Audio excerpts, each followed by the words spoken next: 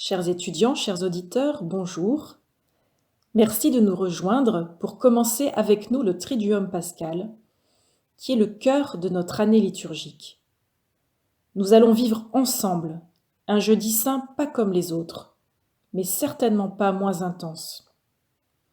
L'impossibilité de participer à l'Eucharistie, pour la plupart d'entre nous, depuis déjà 25 jours, a creusé en nous un vide et un désir de la présence avec un grand P.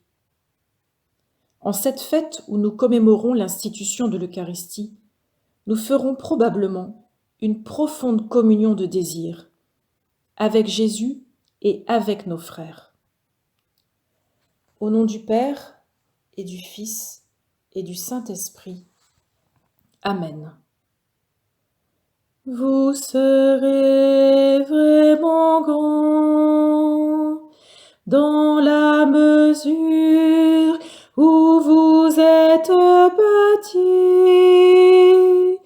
Vous serez alors grand dans l'amour. Vous serez alors grand dans l'amour. Évangile de Jésus-Christ selon saint Jean. Avant la fête de la Pâque, sachant que l'heure était venue pour lui de passer de ce monde à son Père, Jésus, ayant aimé les siens qui étaient dans le monde, les aima jusqu'au bout. Au cours du repas, alors que le diable a déjà mis dans le cœur de Judas, fils de Simon l'Iscariote, l'intention de le livrer, Jésus, sachant que le Père a tout remis entre ses mains, qu'il est sorti de Dieu et qu'il s'en va vers Dieu, se lève de table, dépose son vêtement et prend un linge qu'il se noue à la ceinture. Puis il verse de l'eau dans un bassin. Alors, il se mit à laver les pieds des disciples et à les essuyer avec le linge qu'il avait à la ceinture. Il arrive donc à Simon-Pierre qui lui dit : « C'est toi, Seigneur, qui me laves les pieds ? » Jésus lui répondit : « Ce que je veux faire, tu ne le sais pas maintenant. Plus tard, tu comprendras. » Pierre lui dit : « Tu ne me laveras pas les pieds, non, jamais. » Jésus lui répondit : « Si je ne te lave pas, tu n'auras pas de part avec moi. » Simon-Pierre lui dit : « Alors, Seigneur, pas seulement les pieds, mais aussi les mains et la tête. » Jésus lui dit : « Quand on vient de prendre un bain, on n'a pas besoin de se laver, sinon les pieds. On est pur tout entier. Vous-même, vous êtes purs, mais non pas tous. » Il savait bien qui allait le livrer, et c'est pourquoi il disait : « Vous n'êtes pas tous purs. » Quand il leur eut lavé les pieds, il reprit son vêtement, se remit à table et leur dit : « Comprenez-vous ce que je viens de faire pour vous ? Vous m'appelez Maître et Seigneur, et vous avez raison, car vraiment je le suis.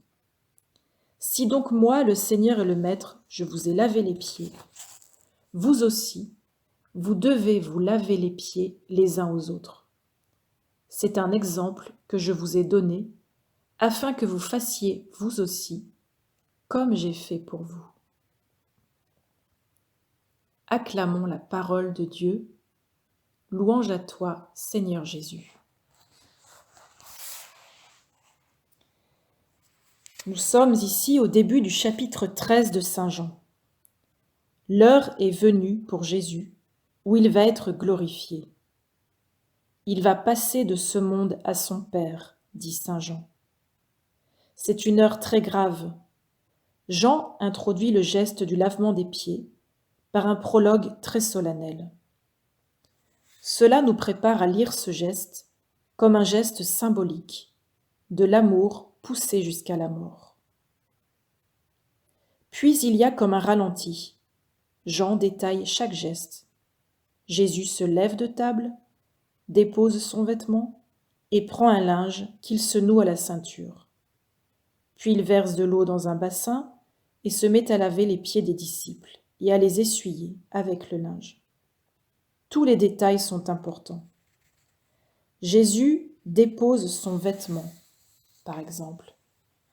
Ce verbe est utilisé pour signifier la mort acceptée, la kénose. Dieu se vide de lui-même. Amour jusqu'à l'extrême, amour jusqu'à la mort. Il n'y a pas de plus grand amour que de donner sa vie pour ceux qu'on aime. Jésus se noue un linge et lave les pieds des disciples. Geste de l'esclave. Jésus se fait le serviteur. Jésus prend la dernière place. Il nous lave de tout péché. Il nous sauve par les eaux baptismales. Pierre comprend peut-être la portée symbolique du geste annonçant la mort de son maître. C'est sans doute pour cela qu'il commence par refuser d'être lavé, comme il refuse l'annonce de la passion dans les évangiles de Matthieu, Marc et Luc. Comment accepter un Messie humilié, souffrant, crucifié ? Il lui faudra un long chemin pascal pour le comprendre. Et à nous aussi d'ailleurs. Combien de fois nous demandons-nous : pourquoi la souffrance du Christ ? Pourquoi la souffrance du monde ? Pourquoi notre souffrance ? Il nous faut longuement méditer ce mystère et le traverser. Le traverser car la vie est au bout. En effet, après le lavement des pieds, Jésus reprend son vêtement. Pourquoi le narrateur s'arrête-t-il sur ce détail ? Parce que justement, ce geste annonce symboliquement la résurrection. Jésus va être humilié, puis il va être exalté. La vie triomphe de la mort, elle a le dernier mot. Mystère pascal. Le lavement des pieds a lieu au cours de la Cène, le dernier repas du Christ et de ses disciples. Saint Jean n'en parle pas, mais c'est le repas où Jésus instaure l'Eucharistie. Or, l'Eucharistie, c'est aussi l'instauration d'une communauté. L'Église fait l'Eucharistie, et l'Eucharistie fait l'Église, disait le père de Lubac, grand théologien. Et voilà qu'en ces temps de confinement, nous sommes privés de cette communauté. Imaginez la scène de Léonard de Vinci, avec Jésus seul à une grande table, devant son ordinateur, prêt pour la réunion sur Zoom ou sur Teams avec ses apôtres. C'est quand même beaucoup moins convivial, et même très triste si l'on y pense quelques instants.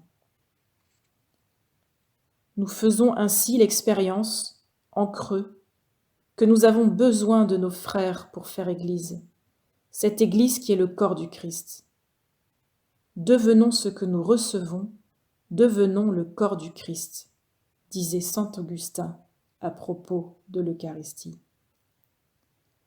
Dans la communion de désir que nous ferons aujourd'hui, souhaitons ardemment devenir le corps du Christ et vivons en communion malgré la distance. Soyons particulièrement en communion avec tous nos prêtres dont c'est la fête aujourd'hui et qui célébreront pour nous et avec nous, par la prière, la messe. N'hésitons pas à leur faire signe.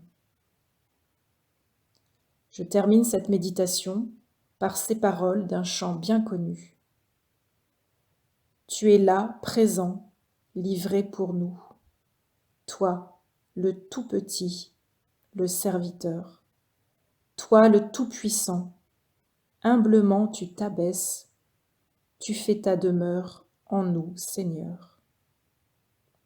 Gloire au Père et au Fils et au Saint-Esprit, comme il était au commencement, maintenant et toujours, et dans les siècles des siècles. Amen. Merci pour votre attention et votre écoute. Je vous souhaite un excellent jeudi saint et une belle montée vers Pâques. Merci.